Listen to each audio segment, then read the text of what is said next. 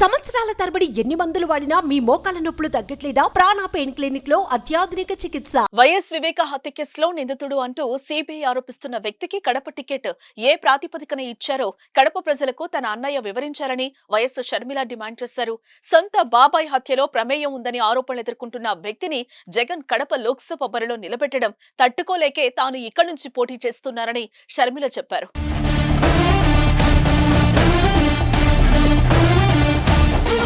కడప ప్రజలకు నిజం తెలియాలని, నిజం గెలవాలనే తాను పోరాడుతున్నానని వివరించారు. ఈ ఎన్నికలు ధర్మానికి డబ్బుకు మధ్య జరుగుతున్న ఎన్నికలని, న్యాయానికి నేరానికి మధ్య జరుగుతున్న ఎన్నికలని చెప్పారు.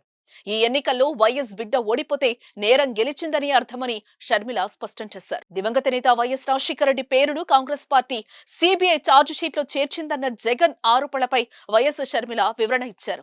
ఎఫ్ఐఆర్ లో కూడా వైఎస్ రాజశేఖర రెడ్డి పేరు లేకపోతే Sudhakar Reddy CBI court, high court, సుప్రీంకోర్టులో పిటిషన్ వేశాడని చెప్పారు. వైఎస్ రాజశేఖర రెడ్డి పేరు సిబిఐ ఛార్జ్ షీట్ లో లేకుంటే జగన్ కేసుల నుంచి బయటపడడం కష్టమని సుధాకర్ రెడ్డి పదే పదే కోర్టుల్లో పిటిషన్లు వేశాడని ఆరోపించారు. దీంతో సిబిఐ వైఎస్ఆర్ పేరును ఛార్జ్ షీట్ లో చేర్చిందని చెప్పారు. ఈ విషయంలో కాంగ్రెస్ పార్టీకి ఇలాంటి సంబంధం లేదని స్పష్టం చేశారు షర్మిల.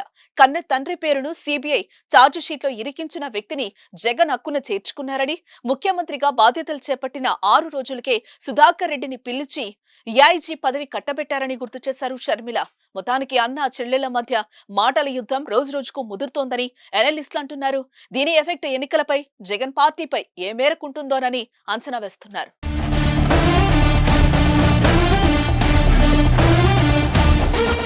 సుమన్ టీవీలో మీ పర్సనల్ అండ్ బిజినెస్ ప్రమోషన్స్ కోసం కింది నెంబర్ కి కాంటాక్ట్ చేయండి.